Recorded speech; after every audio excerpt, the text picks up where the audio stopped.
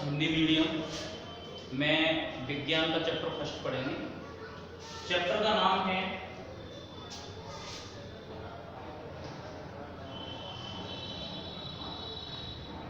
रासायनिक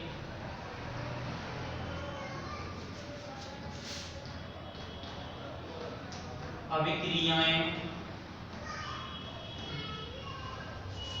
एवं समीकरण।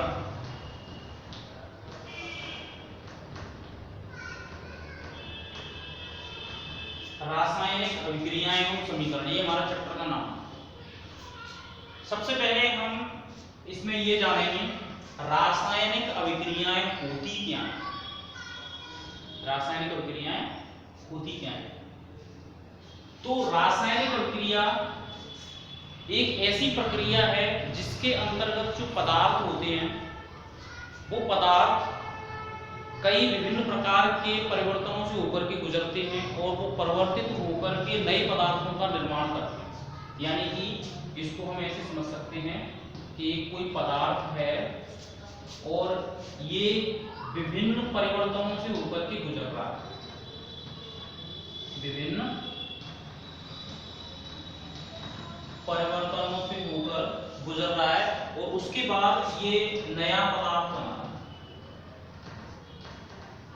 नया पदार्थ बना है। तब इस पूरी प्रक्रिया को, ये जो प्रक्रिया है, इस पूरी प्रक्रिया को हम क्या कहते हैं? रासायनिक अभिक्रिया कहते हैं। यानी कि इसकी सीधी सी परिभाषा क्या हो जाएगी रासायनिक अभिक्रिया की? तो बिल्कुल सिंपल हम यहीं से बनाएंगे, रटने वाली चीज नहीं है। देखो कितनी सिंपल है कि वह प्रक्रिया जिसमें पदार्थ विभिन्न परिवर्तनों से होकर के गुजरता है और नए पदार्थों का निर्माण करता है, तब इस पूरी प्रक्रिया को हम रासायनिक अभिक्रिया कहते हैं।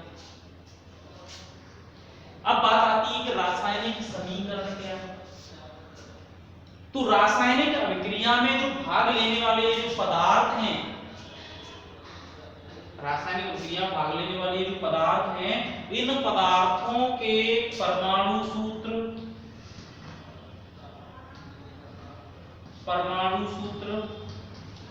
या संकेतों के द्वारा जब हम इनको प्रदर्शित करते हैं, तब प्रदर्शित करने पर जो समीकरण हमें प्राप्त होता है उसे हम रासायनिक समीकरण कहते हैं। उदाहरण के लिए जैसे कोई अभिक्रिया हो रही है, जैसे ऑक्सीजन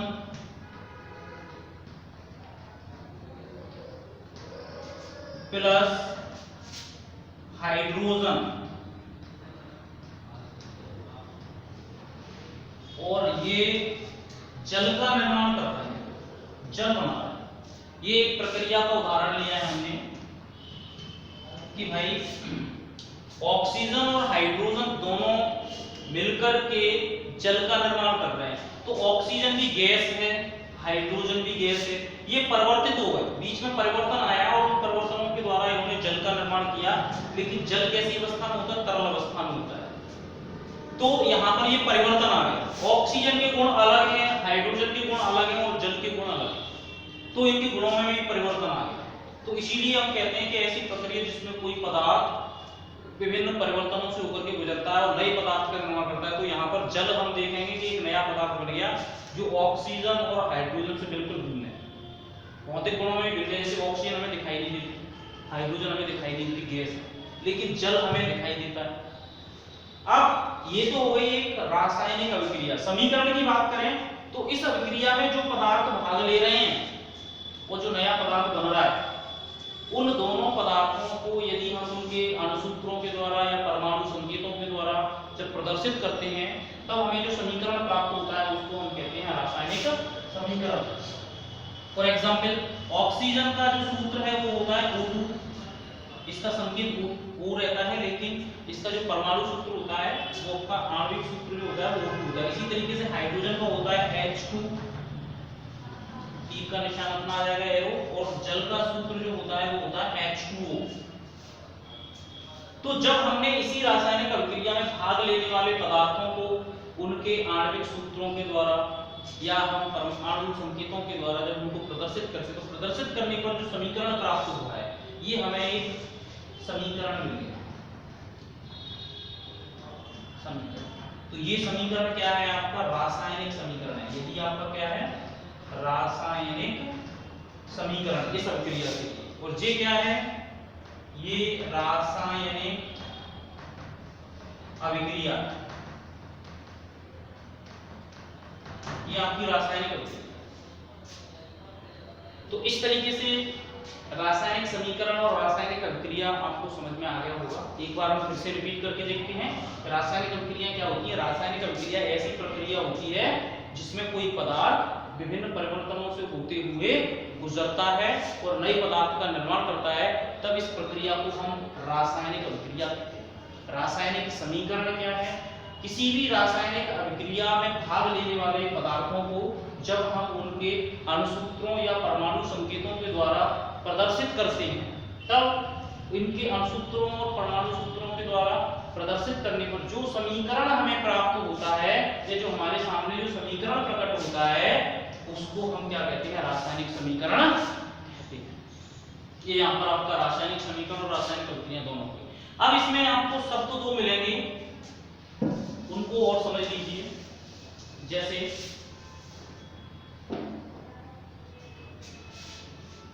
रासायनिक अभिक्रिया में बीच में आता है आपका तीर का निशान, एरो। तो तीर के एक तरफ और तीर के दूसरी तरफ, यानी कि एक तो वे पदार्थ जो अभिक्रिया में भाग ले रहे हैं, तो भाग कौन कौन ले रहा है? यानी जो आपस में अभिक्रिया कर रहे हैं, जैसे कि ऑक्सीजन और हाइड्रोजन। तो भाग लेने वाले जो पदार्थ होते हैं उनको कहते हैं अभिकारक। क्या कहते हैं? अभिकारक या क्रियाकारक। इसी प्रकार जो नए पदार्थ बनते हैं उनको कहते हैं उत्पाद। क्या कहते हैं? उत्पाद। तो आपको ये भी पता होना चाहिए कि अभिकारक या उत्पाद क्या होता है।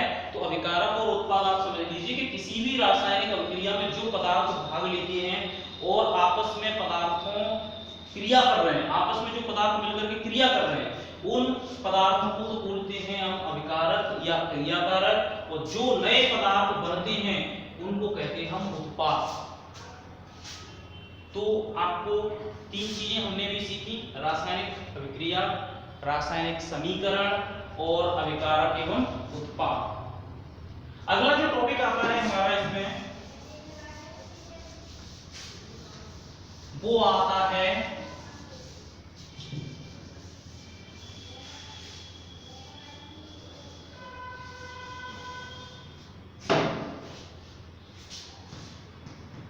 रासायनिक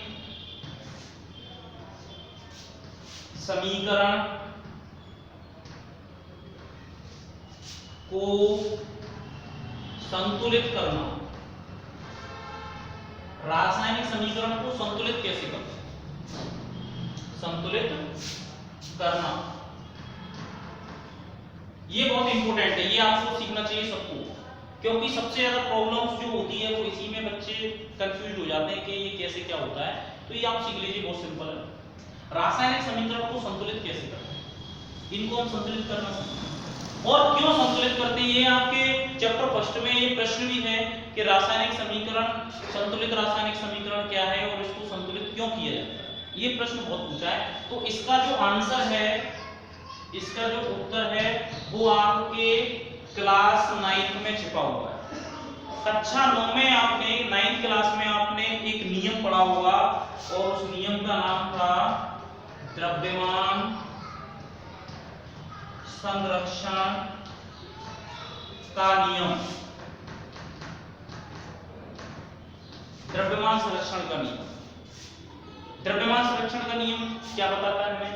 द्रव्यमान संरक्षण का नियम हमें ये बताता है कि किसी भी रासायनिक अभिक्रिया में जो भाग लेने वाले जो पदार्थों के जो परमाणु होते हैं, उनका जो परमाणु भार होता है वो अपरिवर्तित रहता है। यानी कि किसी भी रासायनिक अभिक्रिया में पदार्थों के परमाणुओं का परमाणु भार अपरिवर्तित रहता है। अपरिवर्तित रहता है, इसका मतलब क्या हुआ? अपरिवर्तित रहता है मतलब क्या हुआ?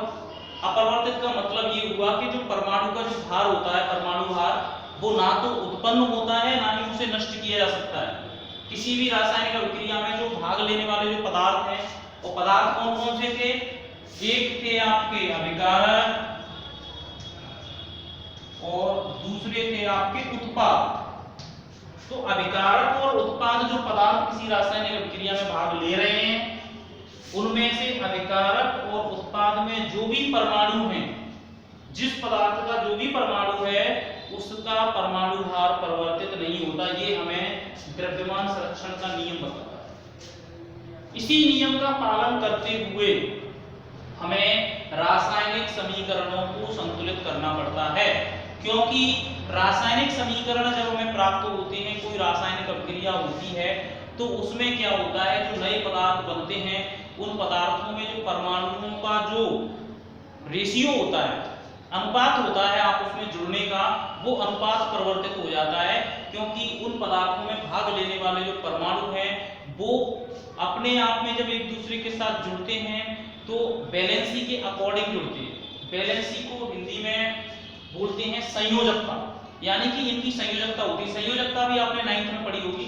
तो संयोजकता प्रत्येक पदार्थ की अलग अलग होने के कारण उस संयोजकता के अनुसार वो अपने एक रेशियो में जुड़ता है, एक अनुपात में जुड़ता है, और उस अनुपात के कारण उनका क्या होता है, जो आणविक सूत्र होता है वो परिवर्तित हो जाता है। अब आणविक सूत्र परिवर्तित होने के कारण क्या है, अभिकारक और उत्पाद में आपके क्या हो जाता है कि परमाणु भारों में अंतर आ जाता है। इसका मैं उदाहरण आपको देता हूं एक, जैसे कैसे अंतर आता है। जैसे अभी थोड़ी देर पहले हमने जो क्रिया का उदाहरण लिया था कि ऑक्सीजन प्लस हाइड्रोजन ये क्रिया कर रहे हैं और क्रिया करके H2O यानी कि जल बना रहे हैं। तो इसी समीकरण को देखिए, ये समीकरण अभी संतुलित नहीं है, क्योंकि द्रव्यमान संरक्षण का नियम हमें क्या बताता है कि दोनों तरफ अभिकारक और उत्पाद में परमाणु द्रव्यमान बराबर होना चाहिए, क्योंकि जो परमाणु इधर थे वही परमाणु इधर हैं। तो जब उसका परमाणु भार परिवर्तित नहीं हो रहा है, तो दोनों तरफ अभिकारक और उत्पाद में बराबर होना चाहिए परमाणु भार द्रव्यमान संरक्षण के नियम के अनुसार। लेकिन यहाँ पर देखिए बराबर नहीं है। क्यों नहीं है? क्योंकि द्रव्यमान संरक्षण का नियम हमें ये बताता था कि जो भाग लेने वाले परमाणु हैं, उनके जो परमाणु भार होता है, उनका ना तो उसको उत्पन्न किया जा सकता है ना ही नष्ट किया जा सकता है, यानी कि वो अपरिवर्तित रहता है।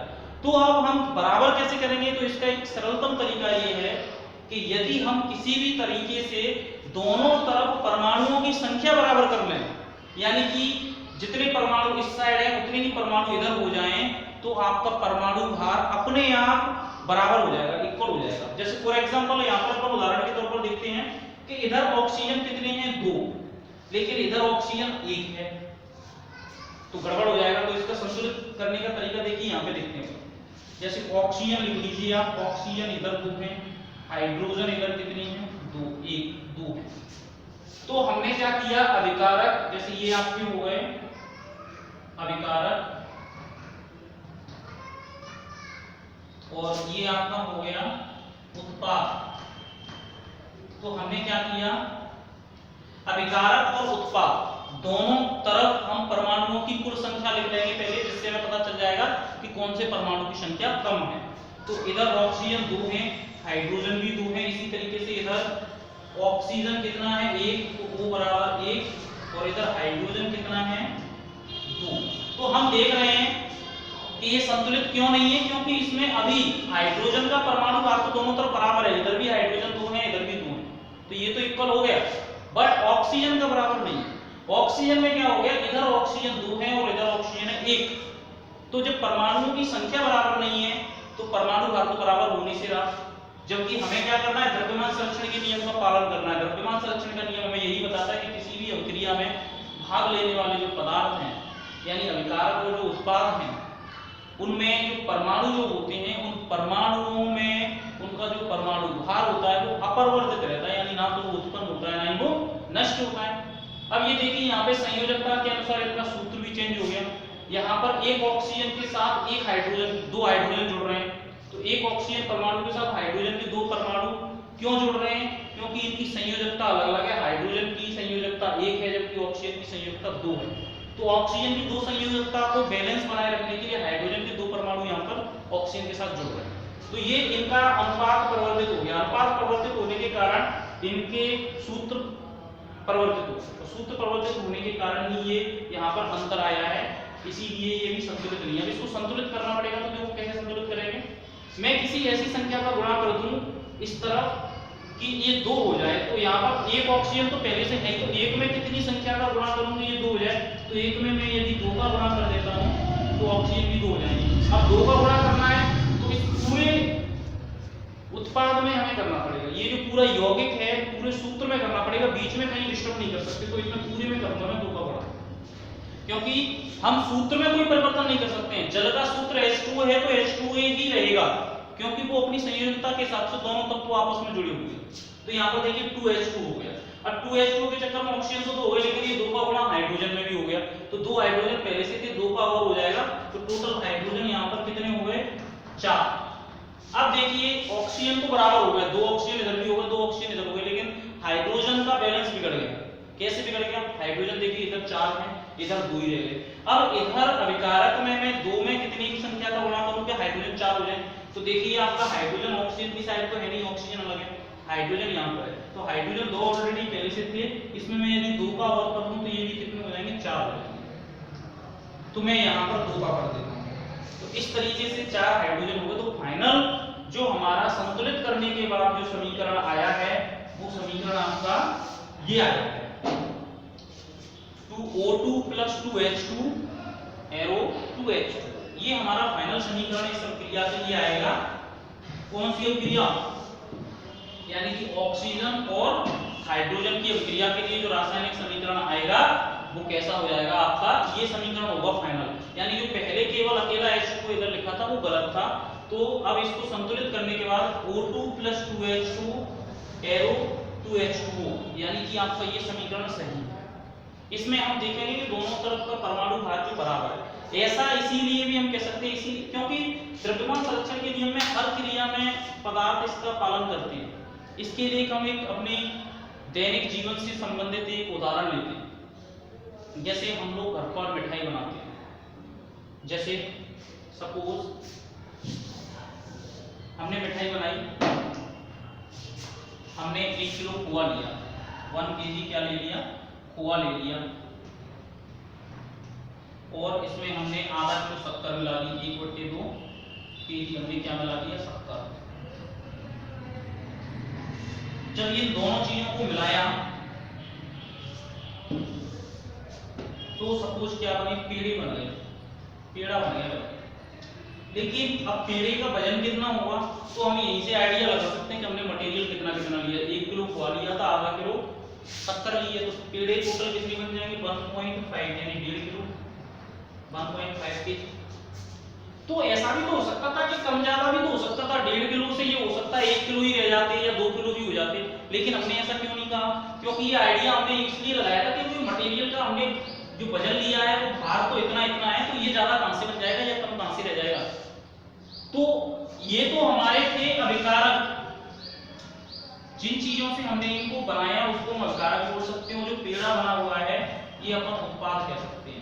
तो यहाँ पर जब हम बराबर देख रहे हैं कि इधर 1.5 किलो वजन होना चाहिए और इन दोनों को मिलाकर के भी कितना है? 1.5 kg, तो यहाँ पर भी तो द्रव्यमान संरक्षण के नियम का पालन हो रहा है कि भाई जिन पदार्थों में आपस में क्रिया हुई, जितने आपस में मिले दोनों पदार्थ, जब उनके भार में कोई परिवर्तन नहीं हुआ तो ये भी तो अपने आप में एक पदार्थ है।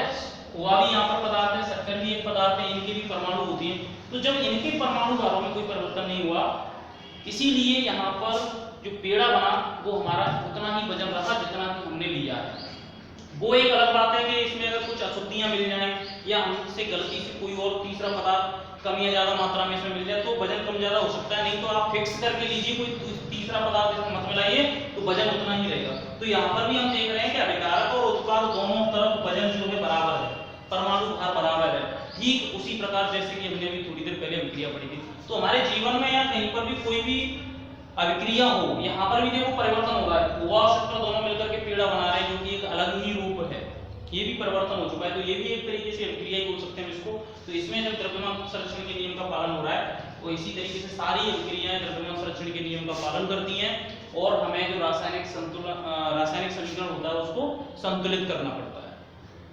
ठीक है, तो हम देखते हैं कि रासायनिक समीकरण को संतुलित करने की आवश्यकता क्यों पड़ती है, क्योंकि ये द्रव्यमान संरक्षण का जो अपना नियम है उसी नियम का पालन करते हुए हमें रासायनिक समीकरण को संतुलित करना पड़ता है। और मैं आपको बता दूं कि हम जितनी भी अभिक्रियाओं के सारे रासायनिक समीकरण लिखते हैं उन सभी को हमेशा संतुलित करके ही लिखते हैं, ऐसा नहीं है कि किसी को भी बिना संतुलित किए हम छोड़ दें। तो सारे रासायनिक समीकरण जो है संतुलित करके ही हम लिखते हैं। तो आज के इस वीडियो में हमने 3 चीजें सीखी।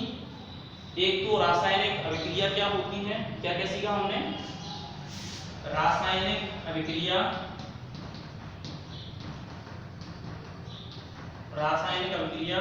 फिर रासायनिक समीकरण,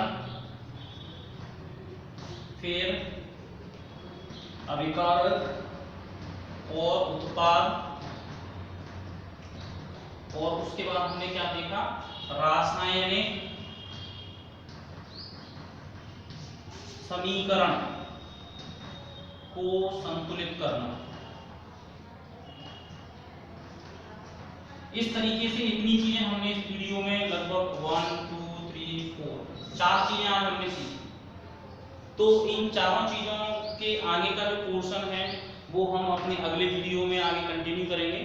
तो आज के लिए इतना ही, और आप सब लोग इस बात का विशेष रूप से ध्यान दें कि आपको जो वीडियो आपके YouTube चैनल पर जो मिल रहे हैं उनको पर डे देख करके उनको समझने की कोशिश करें। सरल से सरल तरीके से यहाँ पर मैंने समझाने की आपको कोशिश की हुई है। और अपने YouTube चैनल, जो अपने स्कूल का YouTube चैनल है उसको सब्सक्राइब कर लें, जिससे कि आपको सारे नए वीडियो जो अपलोड होंगे आपके सिलेबस से संबंधित वो आपको मिलते रहेंगे। और WhatsApp पर आपको नोट्स भी मिलते रहेंगे, तो उन नोट्स को याद करते जाएं। समय काफ़ी कम है, वैसे भी इस साल पढ़ाई थोड़ा सा गड़बड़ हो गई है कोरोना के चक्कर में, तो आप पर डे आप अपनी तैयारी रखें और कंटिन्यू करें। अगर कोई प्रॉब्लम हो तो आप कांटेक्ट कर सकते हैं, ग्रुप पर बता सकते हैं और पूछ सकते हैं अपनी समस्या को। ठीक है, थैंक यू।